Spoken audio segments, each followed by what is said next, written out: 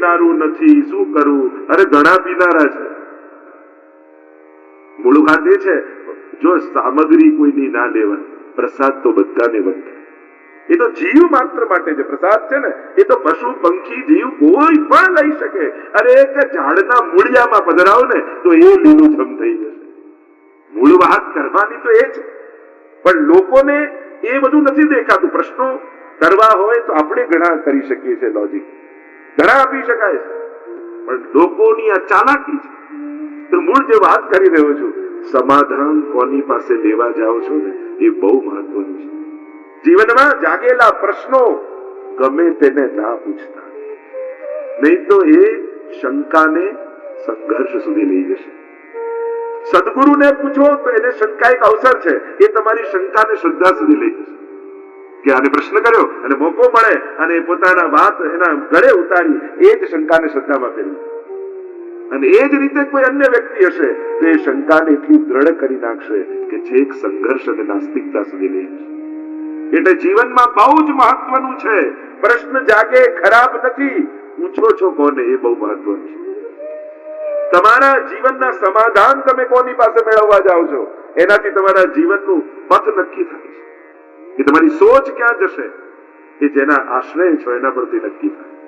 અને એટલા માટે જે ચર્ચા આપણે કરી રહ્યા છે, સંવાદ છે, બે જણાની વચ્ચેનો સંવાદ છે, કૃષ્ણ અર્જુનનો સંવાદ છે. પણ તમે સંબંધ જુઓ સંવાદના, તો આટલા લોકોની વચ્ચેનો સંવાદ, વ્યક્તિ બે જ, પણ ચાર સંબંધે સંવાદ તમને જોવા મળે. સૌથી પહેલો સંવાદ રથી અને સારથી વચ્ચે. ગીતાજીમાં તમે જોવા જાઓ, કૃષ્ણ અર્જુન સંવાદ, કૃષ્ણ અને અર્જુન વચ્ચેનો સંવાદ, વ્યક્તિ બે જ છે, પણ એ સંવાદ કરવાના પ્રકારો ચાર સંબંધના તમને જોવા મળશે. સૌથી પહેલો રથી અને સારથી વચ્ચે. જયારે અર્જુન પોતે રથી છે અને ભગવાન સારથી બન્યા છે ને એવું પ્રતિજ્ઞા લીધી છે કે હું સારથી રહીશ, પણ ક્યારે હથિયાર હાથમાં નહીં લઉં. અને સારથી બનીશ એટલે યુદ્ધ સમયે કેવલ રથ ચલાવવું એટલું જ નહીં. મહાભારતમાં તમે વાંચો ને તો યુદ્ધ પૂરું થઈ જાય પછી રથને ચોખ્ખો કરે, ક્યાંક ઘોડાને વાગ્યું હોય તેના ઘાવ પર દવા લગાવે, એને જળ પીવડાવે, એને ભોજન કરાવે. ભગવાન જે રોલ સ્વીકારે એને પૂરેપૂરો નિભાવે છે. અને ત્યારે સારથી જીવનનો કૃષ્ણ બની જાય ને, ભગવાન પૂરેપૂરો રોલ, અને અર્જુન ઓર્ડર કરે છે, આજ્ઞાર્થ પ્રયોગ કર્યો છે, રથમ સ્થાપય, ત્યાં ઉભો રાખો, આજ્ઞાર્થ છે. અને બંને સેનાઓની મધ્યમાં ભગવાન રથ ઉભો રાખે. તો રથી અને સારથી વચ્ચેનો સંવાદ છે. કૃષ્ણ અર્જુન સંવાદ એ વ્યક્તિ બે જ છે. બીજો સંવાદ છે ગુરુ અને શિષ્યની વચ્ચે. કેમ કર્તવ્ય વિમૂઢ બનેલો અર્જુન, શું કરવું શું ન કરવું, શું સારું શું ખરાબ. અને જ્યારે આપણી સમજ બંધ થઈ જાય ને, ત્યારે કોઈ મહાપુરુષની બુદ્ધિનો ઉપયોગ કરી લેવો. બે વસ્તુ ધ્યાન રાખજો. જ્યારે તમારા જીવનમાં કોઈ દુર્ભાગ્ય આવે, એમ લાગે કે હવે મારું નસીબ કામ નથી કરતું, ચારે બાજુ દુર્ભાગ્ય છે, તે દુર્ભાગ્યથી બચવાનો એક ઉપાય વડીલો સાથે રહેવા જતા રહો, મોટાઓ સાથે રહેવા, કોઈના આશ્રયમાં રહો ને પછી એનું ભાગ્ય કામ કરવાના. અને એ જ રીતે જયારે આપણી સમજ બંધ થઈ જાય કે આવા સંજોગોમાં કરવું શું, ત્યારે કોઈ મહાપુરુષના શરણમાં જતા રહો કે જે સાચા અર્થમાં જીવનમાં શાંતિને પ્રગટાવી શકે એવું સમજદાર મહાપુરુષ. અને જયારે એના શરણમાં જાઓ છો ત્યારે યોગ્ય પથદર્શન થતું હોય છે, અને પછીની આજ્ઞા પ્રમાણે. અને એટલા માટે જ આપણે ત્યાં ભાગ્ય પણ જેના આશ્રયમાં હોય એનું કામ. જેમ કોઈ પાયલટનો નસીબ ખરાબ ચાલતા હોય અને તમે પ્લેનમાં બેઠા હો ને એનું દુર્ભાગ્ય હોય અને એ પ્લેન પાડી દે તો બધા મરી જાય. કેમ મરી જાય? કારણ કે બધા પાયલટના આશ્રય પર હતા. તમે જે જાકુ જાકુ આશ્રય, તાકુ તાકી લાજ, જે જેના આશ્રયમાં હોય એના પ્રભાવમાં હોય. અને એટલા માટે જયારે આપણું ભાગ્ય સદભાગ્ય કામ ન કરતું હોય ત્યારે સૌભાગ્યશાળી એવા વડીલોના આશ્રયમાં. અહીંયા ગુરુ અને શિષ્યની વચ્ચે જયારે કર્તવ્ય વિમૂઢ થયા, પ્રભુ શું કરવું આ સમય? પૃચ્છામિ ત્વામ ધર્મ સમ્મૂઢ ચેતાઃ. મૂળ થઈ ગયો છું, શું કરવું એ શું કરવું સમજમાં નથી આવતું. અને ત્યારે શિષ્ય સ્નેહમ સાધિમામ ત્વામ પ્રપન્નમ, બે હાથ જોડીને અર્જુન ભગવાન આગળ બેસી ગયો. હું આપનો શિષ્ય છું. કોઈને ગુરુ બનાવવા ન જવાય, આપણે શિષ્ય બનવા જવાય. કોઈ મહાપુરુષ પાસેથી નીકળ્યા તમે મળીને અને તમારામાં કોઈ ફેર ન પડ્યો તો એવું ન માનતા કે ગુરુમાં કઈ ખામી હતી, એમ માનજો કે તમે સાચા શિષ્ય બનીને નહોતા ગયા. એ તો ઘણી વાર લોકો કે મેં પેલાને ગુરુ બનાયા, એ તો ગુરુ હતા, તું ચેલો થઈને આવ્યો છે.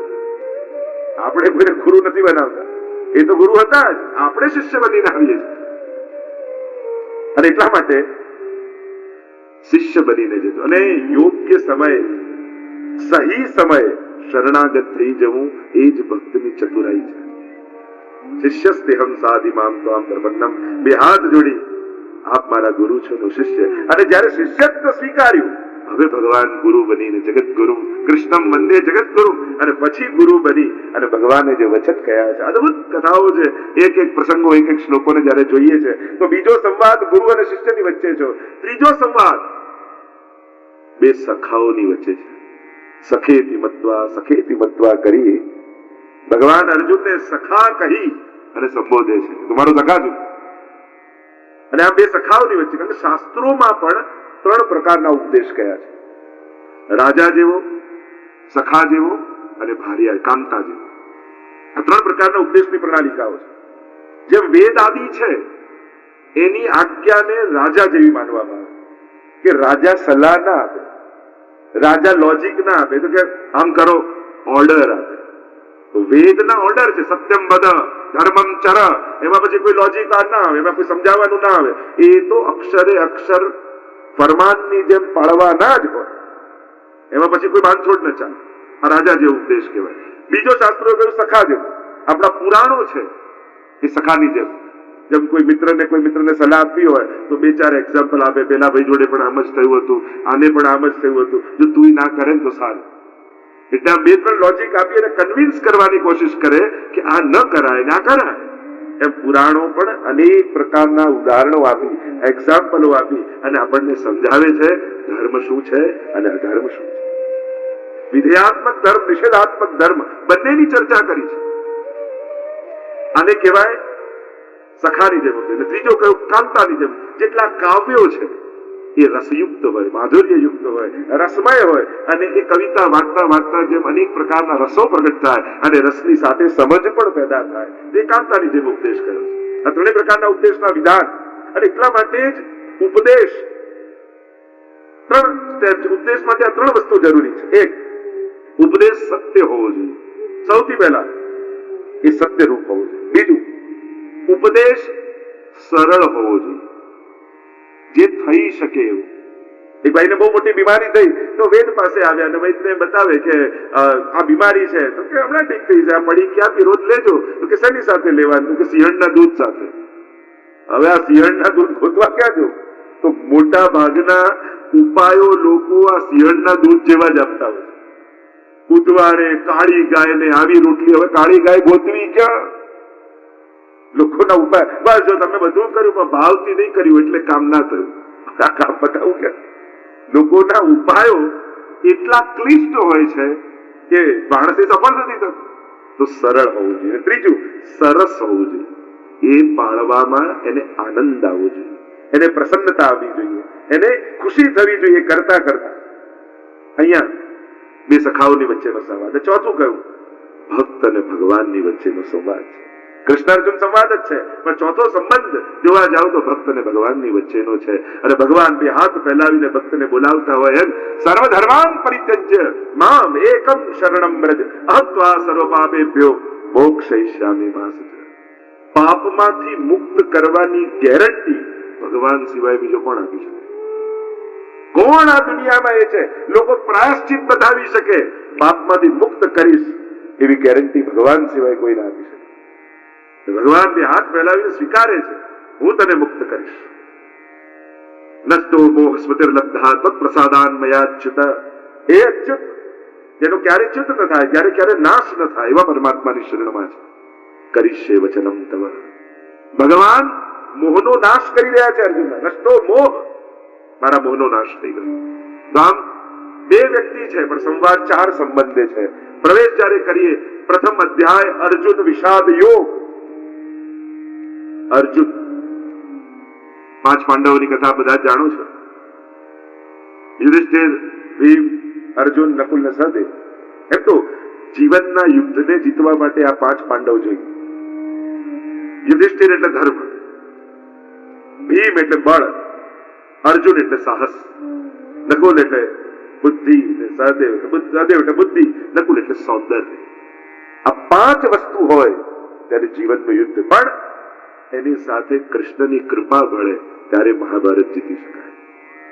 ચર્ચાઓ ઘણી કરી શકાય, પણ અર્જુનનો અર્થ થાય જે રુજુ છે, એ અર્જુન જે કોમળ છે, જે લાગણીશીલ. મને ગમે તેટલો યોદ્ધા છે, વીર છે.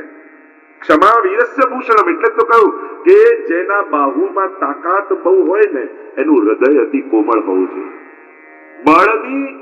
બળ જો ફૂલ છે તો એની સુગંધ કરુણા છે. કે જે તાકાતવાન વ્યક્તિ છે એના હૃદયમાં જો કરુણા નહીં હોય ને તો એની બળ જ જગતનો સર્વનાશ કરી નાખે. અને એટલે જ આ દુનિયાના સમર્થ લોકો સમજદાર બનેલા રહે ને બહુ જરૂરી છે. એટલે જ અમને સત્સંગની વધારે જરૂર છે. અને સમર્થ લોકોની જો બુદ્ધિ બગડી ને તો દુનિયાનો સર્વનાશ કરી નાખશે. આજે પણ જોઈએ, ઘણી વાર ચર્ચા કરી, આમ રશિયાએ આવો એટેક ના કરવો જોઈએ આના ઉપર. અરે તું રોજ ઘરે એટેક કરે છે એનું શું? ખાલી જગ્યાનો ફરક છે ને, એ એના લેવલ પરથી કરે છે, તું તારા લેવલ પરથી કરે છે. મૂળ વાત તો આક્રમણની વૃત્તિની જ છે. એ નાના પાયો કે મોટા પાયો, જે સ્તરે હશે એ સ્તરે બીજાનું હડપવાની જે વૃત્તિ છે એ જ ધૃતરાષ્ટ્ર વૃત્તિ છે. ધૃતમ રાષ્ટ્રમ યેરસ, બીજાનું પડાવી લેવાનો જે વૃત્તિ છે એને ધૃતરાષ્ટ્ર કહેવાય છે. અહીંયા અર્જુનનો અર્થ થાય જે રુજુ છે, જે કોમળ છે, આટલો બળવાન હોવા છતાં જેના હૃદયમાં કરુણા છે. અને એટલે જ ભગવાને 5 પાંડવોમાંથી અર્જુનને કેમ પસંદ કર્યો? નહીં તો ધર્મને પસંદ કર્યો તો કારણ કે ધર્મ સંસ્થાપનાર્થાય ભગવાન તો આવે છે ધર્મની સ્થાપના માટે. બળને પસંદ કરવો જોઈએ કારણ કે પરિત્રાણાય સાધુનામ વિનાશાય દશકૃતા. એક તમે જુઓ તો એક પાંડવોને મુકતા જાઓ કે ભગવાન કેમ અર્જુનને પસંદ કરે. ચર્ચા કદાચ લાંબી થઈ જશે. અહીંયા અર્જુન વિષાદ યોગ, દરેક અધ્યાય યોગ છે. યોગના અનેક અર્થો ગીતાજીએ કરે. જે રૂઢ અર્થ હતો ને યોગનો પતંજલિનો, એને એક જુદો દ્રષ્ટિકોણ ભગવાન આપે. કાર્ય કૌશલમ યોગ, એને પણ યુજ્યતિ યોગ, અનેક યોગની અનેક વ્યાખ્યાઓ ગીતાજીમાં આવે છે. અને એટલા માટે યોગ શબ્દને સમજવા માટે ગીતાજીનો દ્રષ્ટિકોણ લેવો પડે. અહીંયા અર્જુન વિષાદ યોગ, વિષાદ જાગ્યો છે. અને વિષાદ જીવનમાં ક્યારે આવે? ઘણી લક્ષણો, આપણે ઘણા લક્ષણો જોઈ શકીએ કે આપણા જીવનમાં શોક ક્યારે આવે, વિષાદ ક્યારે આવે. ઘણા રીતે એના પક્ષો જોઈશું. આપણે 18 અધ્યાય જોયું છે, બહુ ઊંડાણમાં ન જતા. અર્જુન વિષાદ યોગ શરૂ થાય છે દુનિયાને દ્રષ્ટિ આપનારો આ મહાનતમ ગ્રંથ, અને એનો પહેલો શ્લોક બોલે છે એક અંધ વ્યક્તિ. ધૃતરાષ્ટ્ર ઉવાચથી ગીતાજીનો પ્રારંભ થાય છે. વિચાર કરો, આખી દુનિયાને જે દ્રષ્ટિ આપનારો મહાનતમ ગ્રંથ છે એની શરૂઆત એક અંધ વ્યક્તિના બોલવાથી થાય, જેને દેખાતું નથી અને દેખવા માંગતોય નથી. કેવલ આંખોથી અંધ નથી, કેવલ દ્રૌપદી આંખે પાટા બાંધ્યા નથી, ગાંધારી આંખે પાટા બાંધ્યા નથી, અને એની બુદ્ધિ પર બી પાટા બાંધ્યા છે. જે જોવું જોઈએ એ જોવા નથી માંગતું. કારણ કે ક્યાંક એનો સ્વાર્થ હણાય છે. જો સત્યને જોઈ લે તો સ્વાર્થ સિદ્ધ ન થાય, અને સ્વાર્થ સિદ્ધ કરવા માટે સત્યને જોવા તૈયાર નથી. ધૃતરાષ્ટ્રવાચની ધૃતમ રાષ્ટ્રમ યેરસ, જે બીજાનું છલથી પડાવી લે એ જ ધૃતરાષ્ટ્ર વૃત્તિ છે. ધૃતરાષ્ટ્ર કોને કહેવાની ચર્ચા છે. અને એ ધૃતરાષ્ટ્ર, એમ તો 5 દ્રષ્ટિ આપણે ગીતાજીમાં કહીએ ને, અનેક પ્રકારની દ્રષ્ટિ ગીતાજીમાં છે. પહેલી દ્રષ્ટિ છે દૂર દ્રષ્ટિ, બીજી છે દિવ્ય દ્રષ્ટિ, ત્રીજી છે સહસ્ત્ર દ્રષ્ટિ. એમ જોવા જઈએ તો અનેક પ્રકારની દ્રષ્ટિ છે. ચોથી છે અંધ દ્રષ્ટિ. અંધ દ્રષ્ટિ છે ધૃતરાષ્ટ્ર. દૂર દ્રષ્ટિ છે સંજય, કે ભગવાન વ્યાસજીએ જે દ્રષ્ટિ આપી, 9 દિવસ પછી પણ જે પ્રારંભ કર્યો અને એને દેખાવા લાગ્યું જે થઈ ગયું હતું એ થઈ રહ્યું છે એ નહીં, જે ઓલરેડી થઈ ગયું છે એ ઘટનાઓ આંખની સામે પ્રગટ થવા લાગી. દિવ્ય દ્રષ્ટિ છે અર્જુન. દિવ્યમ દદામિ તે ચક્ષુઃ, ભગવાને દિવ્ય દ્રષ્ટિ આપી. અને લૌકિક દ્રષ્ટિએ મારા દર્શન નહીં થાય, અને દિવ્ય દ્રષ્ટિ જ્યાં ભગવાન આપે છે, અને ત્યાં કર્તુમ અકર્તુમ મન્યથા કર્તુમ પાલક સર્જક સંહારક રૂપે પરમાત્મા સાક્ષાત દર્શન આપે છે. સહસ્ત્ર દ્રષ્ટિ છે ભગવાન સહસ્ત્ર શીર્ષા મૃગા હજારો મુખ જ્યારે વિરાટ સ્વરૂપના દર્શન થાય છે એ વિશ્વ રૂપ દર્શન અને ત્યારે હજારો દ્રષ્ટિઓ પરમાત્માની દેખાય છે. આવી અનેક દ્રષ્ટિઓની વાત અને ગીતાજીનું અધ્યયન પણ અનેક દ્રષ્ટિ આપે, વિવેક દ્રષ્ટિ આપે, ભાવ દ્રષ્ટિ આપે, જ્ઞાન દ્રષ્ટિ આપે, અનેક પ્રકારની દ્રષ્ટિ આપે છે ગીતાજી પર. એના જો એક એક શ્લોક જોવા જઈએ તો પછી ઘણી ચર્ચા થઈ જાય. તો અર્જુન વિષાદમાં પૂરું થઈ જશે તો પ્રસાદ સુધી ક્યારે પહોંચી? આપણે તો 18મા અધ્યાય સુધી પહોંચવાનું છે, યાત્રા કરવાની. અહીંયા 18 નો અંક બહુ જ મહત્વનો છે. મહાભારતના પર્વ 18, ગીતાજીના અધ્યાય 18, મહાભારતનું યુદ્ધ ચાલ્યું 18 દિવસ. 18 નો આંકડો બહુ મહત્વનો છે. 1 અને 8 જો આ બંને ભેગા થઈ ગયા હોય તો 9 બનીને પૂર્ણાંક થઈ જાય. પણ આ બે ભેગા, 8 એટલે જીવ અને 1 એટલે બ્રહ્મ. આ ભેગા થાય તો જીવ પૂર્ણ થઈ જાય. પણ એ ભેગો ન થઈ શક્યો જો 9 આપણે પ્રસિદ્ધ કે 9 એકા 9 9 દુ 18, 8 ને 1 2 9 થઈ જાય, 8 તરી 36, 6 ને તો બહુ પ્રસિદ્ધ કથા છે. પણ એ જ 8 નો આંક જુઓ, 8 એકા 8 દુ 16, 6 ને 1 ઘટ્યો 7, 8 તરી 24, 4 ને 2 6, 1 ઘટ્યું, 8 ચોક 3 ને 2 5, 1 1 ઘટે છે. આ જીવાત્મા એ જો આ એક સાથે ભળી ગયું હોય તો પૂર્ણમદ પૂર્ણમિદમ પૂર્ણાત પૂર્ણમુદચ્યતે, પૂર્ણ થઈ જાય. ધર્મક્ષેત્રે કુરુક્ષેત્રે, સાધારણ જો વ્યાખ્યા કરું તો ધર્મક્ષેત્ર એવા કુરુક્ષેત્રમાં સમવેતતા યુત્સવ, યુદ્ધની ઈચ્છા વાળા સમબળિયા, મામકા મારા પાંડવાશ્ચૈવ, અને પાંડુના દીકરાઓ પુત્રો, કિમ કુર્વત, શું કરી રહ્યા હતા? આ પ્રશ્ન છે ધૃતરાષ્ટ્રનો. સૌથી અધર્મી મહાભારતમાં કોઈ હોય તો ધૃતરાષ્ટ્ર. અને એના મુખમાંથી સૌથી પહેલો શબ્દ કોઈ નીકળ્યો હોય તે ધર્મ નીકળ્યો છે. કારણ કે અધર્મીઓ ધર્મના નામનો દુરુપયોગ કરતા હોય છે. જાણે ધર્મની બહુ ચિંતા ન હોય ને એવી ચિંતા બતાવીને ધર્મનો દુરુપયોગ કરી દે. ધર્મની રક્ષાના નામે ધર્મનો દુરુપયોગ કરી દે. એટલે પહેલો શબ્દ, એટલે આખા ગીતાજીનો સાર જો તમે 18 અધ્યાય 700 શ્લોકોનો જુઓ તો પહેલો અક્ષર ગીતાજીમાં ધર્મ. ધર્મક્ષેત્રે કુરુક્ષેત્રે સમવેતતા. અને ગીતાજીનો છેલ્લા શ્લોકનો છેલ્લો શબ્દ યત્ર યોગેશ્વર કૃષ્ણ યત્ર પાર્થો ધનુર્ધર તત્ર શ્રી વિજયો ભૂતિર ધ્રુવા નીતિર મતિર મમ. એટલે પહેલો શબ્દ ધર્મ, છેલ્લો શબ્દ મમ. ધર્મ મમ, ધર્મ જ મારું છે. આમાં આખી ગીતાજી સમાઈ ગઈ. એક ધર્મ મારું છે. બાકી જે કાંઈ કરું છું એ ક્યાંક ને ક્યાંક મારા કર્મો છે જે બંધન રૂપે મારા જીવનમાં આવે છે. એક ધર્મ જ બધા બંધનોથી મુક્ત કરનારો છે. અને એ ધર્મની સ્થાપના માટે ભગવાન પધાર્યા છે. શરૂ કર્યું ધર્મક્ષેત્રે કુરુક્ષેત્રે. કુરુક્ષેત્ર એવા ધર્મક્ષેત્રમાં જો મહાકુરુક્ષેત્રનું મેદાન આજે પણ, અને આજે ગીતા જયંતિમાં તો હજારો લાખો લોકો એ ગીતાજીના પારાયણ ને પાઠ કરતા હોય ત્યાં. અને એ કુરુક્ષેત્રના મેદાનને ધર્મક્ષેત્ર કહ્યું. એના ઘણા કારણો. એમાં એક કારણ જે કુરુ રાજા હતા જેના પરથી કૌરવ નામ આવ્યું છે. અને એટલા ધર્મશીલ હતા કે રાજ્યના રાજા હોવા છતાં ત્યારે પ્રજાના કરનો ઉપયોગ પોતાના માટે નહીં કરતા. પોતે ખેતી કરતા આ જગ્યામાં, અને એમાં જે અનાજ પાકે એનાથી પોતાનું જીવન નિર્વાહ ચલાવતા. અને આ પોતાના સ્વધર્મને પાળી અને શાસન કરતા. એટલા માટે આ કુરુક્ષેત્રને ધર્મક્ષેત્ર કહ્યું છે. અનેક અનેક અર્થો, આ ગીતાજીના તો એક એક શબ્દોના અનેકવિધ અર્થો કરવામાં આવે છે. ધર્મક્ષેત્રે કુરુક્ષેત્રે કયું ક્ષેત્રે ક્ષેત્રે ધર્મ કુરુ. અથવા કુરુક્ષેત્ર શું છે તો કે આપણું શરીર જ કુરુક્ષેત્ર છે. કારણ આ એક એવું ક્ષેત્ર છે, ઇદમ શરીરમ ક્ષેત્ર ઇત્યવિધીયતે. ગીતાજીમાં પણ ભગવાન કહ્યું આ જ તો ક્ષેત્ર છે. અને કાંઈ કરવા આને જોઈ. કર્મ કર્યા વગર જીવ રહી શકતો જ નથી એમ ગીતાજીમાં ભગવાન કહે છે. તમે એમ કહો લો હું કઈ નહીં કરું, લો આ બેઠો, તો આ બેઠો એ પણ એક કર્મ છે. કાંઈ નહીં કરું, જો આપણે કહું કાંઈ નહીં કરું એટલે કઈ નહીં કરવું પણ કરવું જ છે. કઈ ન કરવું પણ કઈ કર્મ છે. તો આ કુરુક્ષેત્રને ધર્મક્ષેત્ર બનાવે એ ભગવદ ગીતા છે. અત્યારે એના પ્રત્યેક કર્મો એના સ્વાર્થને સિદ્ધ કરનારા છે. અને હવે આ ગીતાજીનું જ્ઞાન આ કુરુક્ષેત્રને ધર્મક્ષેત્રમાં પરિણમિત કરશે. ધર્મક્ષેત્રે કુરુક્ષેત્રે સમવેતા યુયુત્સવ. સમબળિયા કેવા છે? મુમુક્ષુઓ ભેગા નથી થયા, યુયુત્સુઓ ભેગા થયા છે, યુદ્ધની ઈચ્છા વાળા ભેગા થયા. અને અત્યારનું માણસ પણ તમે જુઓ, સમાજ પણ, દરેકની ભીતર યુયુત્સુ વૃત્તિ વધી રહી છે. સંઘર્ષ અને કોમ્પિટિશન ની વૃદ્ધિ, કમ્પેર અને કોમ્પિટિશન, આ બેમાં જ માણસ જીવે છે. સવારે જાગતાની સાથે જે ખોલીએ છે, ઓ આ તો અહીંયા ફરવા ગયા, આને આ ગાડી લીધી, આને આ કર્યું, અને ઘરમાં શરૂ થાય આપણે જ ક્યાંય નથી જતા.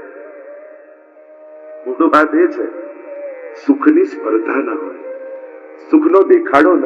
શાસ્ત્ર એમ કે સુખ ભોગવો એનો વાંધો નથી, પણ એનો દેખાડો કરશો ને તો બીજાના જીવનમાં તમારું સુખ દુઃખનું કારણ બની જશે.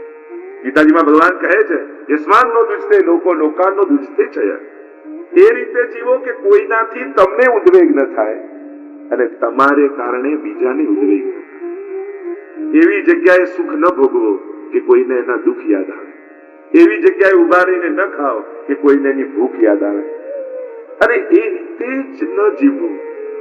પોતાના જીવનનો જ સંયમ એવો હોય કે આપણને જોઈને કોઈનું મન ન બગડે, એવો આત્મ સંયમ રાખીને જીવવું. એમાં બધું જ આપણો વ્યવહાર, પહેરવે બધું જ આવી જાય. આપણા જીવનને એ રીતે જીવો કે આપણને જોઈને કોઈને બે સારા વિચારો પેદા થાય, કોઈમાં અહોભાવ પ્રગટ થાય. તો આપણે વિકારના કારણ બનીને ફરીએ છીએ કે સંસ્કારના કારણ બનીને ફરીએ છીએ, એ આપણે જ નક્કી કરવાનું છે. સમાજમાં સ્વયં શિસ્ત. કોઈ આપણને શું કહે, કોઈ આપણને શું ટકે, કોઈનો શું અધિકાર છે આપણને કહેવાનો? કોઈ કહે અથવા કોઈ ટોકશે એટલે હું સારો બનીને રહું, તે સારા બહુ ટકશે નહીં. મારે ઉત્તમ રીતે જીવવું છે, એ આપણો સંકલ્પ હોય તો જ આ બધું ટકે. ઘણી વાર હવેલીમાં વાત થતી હોય કે ના ના ચોખ્ખું રાખવું જોઈએ, આપણે હવેલીમાં બધું ચોખ્ખું રાખીએ, કોઈ આવે તો કેવું સારું લાગે. બધું બીજાની આંખને સારું લાગે એના માટે ચોખ્ખાઈ કરો તો બહુ ટકશે નહીં. આપણને ગંદુ ગમતું નથી એટલા માટે આપણે ચોખ્ખું રાખવાનું છે કે આપણને ખરાબ પસંદ નથી, બીજા જોઈને રાજી. કારણ કે આપણી તકલીફ શું છે, આપણું જીવનનું બધું સારામાં સારી વસ્તુઓ, સારામાં સારા બધા પદાર્થો, જે કાંઈ પણ મોંઘું અને સારું હોય છે ને, એ હંમેશા આપણું બીજા માટે જ હોય છે. જો તમે સારામાં સારો તમારો ટી અને ડિનર નો સેટ ક્યારે કાઢો? કેમ હસવાનું? તમે ઘરમાં સારામાં સારી ચાદર ક્યારે પાથરો? તમે સારામાં સારા કપડા ક્યારે પહેરો? એટલે મહેનત કરીએ આપણે, કમાઈએ આપણે, અને સારું બધું બીજા માટે. આનંદ કરી જાય. એટલે મૂળ વાત એ છે કે આપણા જીવનની સફળતા આપણે જ ન ભોગવી શકીએ. કેમ? કારણ કે બીજાના બતાવવા માટે જીવીએ છીએ. ખરેખર સારા દેખાવાની જેટલી મહેનત કરીએ છીએ ને, એના કરતા 10% સારા થવાની મહેનત કરીએ તો ખરેખર સારા થઈ જઈએ. સારા દેખાવું તો બહુ અઘરું છે, સારા થવું સાવ સહેલું છે. સારું એટલે ઘણી વાર હું કહું, આપણે બધા છે ને ઊંચા દેખાવા માટે હિલ મોટી લાવીએ છીએ, હાઈટ વધારવાની મહેનત નથી કરતા. ઊંચા દેખાવા માટે હિલ મોટી લાવવાની જરૂર નથી, હાઈટ વધારો તમારા વિચારોની, વ્યવહારની, આચરણની. જયારે ઊંચાઈ વધશે ને તો આપમેળે લોકોના માથા ઝૂકી જશે. પણ ઊંચા દેખાવાની જે મહેનત કરીએ છે ને, એમાં ક્યારેક હિલ તૂટીને તો પડશો અને ફ્રેક્ચર થઈ જશે. આ બધાના ફ્રેક્ચર એમાં જ થઈ જાય. ફિઝિકલી નથી કહેતો, આ જયારે એક તાત્વિક અર્થમાં કહું છું. બાકી તો ઊંચા દેખાવ, સારા દેખાવમાં કોઈ સારું જ થવું જોઈએ. નબળું શા માટે? ભગવાને બધું સારું આપ્યું તો સારી રીતે જ જીવો. સારા વસ્ત્રો પહેરો, સારા દેખાવ, સારું ભોગવો, સારું કરો. નહીં તો ઘણા લોકો જે ભેગું કરી રાખે, ભેગું કરે. દીકરાના લગ્નમાં કામ લાગશે, આના લગ્નમાં 20 વર્ષ સંગ્રહી રાખે. અને દીકરાના લગ્ન, જો મારા લગ્નમાં એકે વસ્તુ કાઢી છે ને તો હું લગ્ન જ નહીં કરું. બાની બિચારાની 50 વર્ષની મહેનત પાણીમાં ફેરવી નાખે. 1 વર્ષ સુધી કામ ન લાગવાનું હોય તો સમજી લેવું આ મારા કામમાં આવવાનું જ નથી. મને એટલો વિનિયોગ, દાન, ભોગ અને નાશ 3 જ ગતિ છે. તો હવે મને યાદ અપાવતા રહો, 18 અધ્યાય મારે પૂરા કરવાના. યુયુત્સવ, યુદ્ધની ઈચ્છા વાળા, સંઘર્ષ. આ આપણે પેદા દરેક વસ્તુમાં જે વસ્તુઓ શાંતિ અને આનંદ આપનારી હતી એને પણ કોમ્પિટિશનમાં ફેરવી નાખી. સંગીતનું તો કે કોમ્પિટિશન, ડ્રોઈંગનું તો કે કોમ્પિટિશન. કળાઓને પણ કોમ્પિટિશન આપી દેશો, હા એની ક્વોલિટી સુધરશે પણ પ્રસન્નતાનું કારણ નહીં રહે. ક્યારે પણ સ્પર્ધાઓ શાંતિના કારણ નથી બનતી. આનંદના કારણ નથી બનતી. કળા એ મનની પ્રસન્નતાનું કારણ બનવી જોઈએ. પણ પેલા કરતા સારું ગાવું તો જ હું સારો, પેલા કરતા સારું બનાવું તો જ હું સારો. એટલે કે આપણી સફળતા બીજાને હરાવવામાં જ કામ લાગે તો પછી એમાં પ્રસન્નતા, કોઈને પછાડીને પ્રસન્નતા પ્રગટાવી જ કેમ શકાય? ઉલટાનું વૈષ્ણવ ત્યારે પેલો પડી ગયો. પણ આ દુનિયામાં બધા રેસમાં છે, પડેલા માટે કોણ ઉભું રહેવાનું છે? આપણે બધા દોડીને આગળ નીકળવાની વાત છે. તો યુયુત્સુ વૃત્તિ છે, મુમુક્ષુ વૃત્તિ નથી. સમવેતતા યુત્સ મામ કાહા, અહીંયા ધૃતરાષ્ટ્ર દેખાય છે, મારા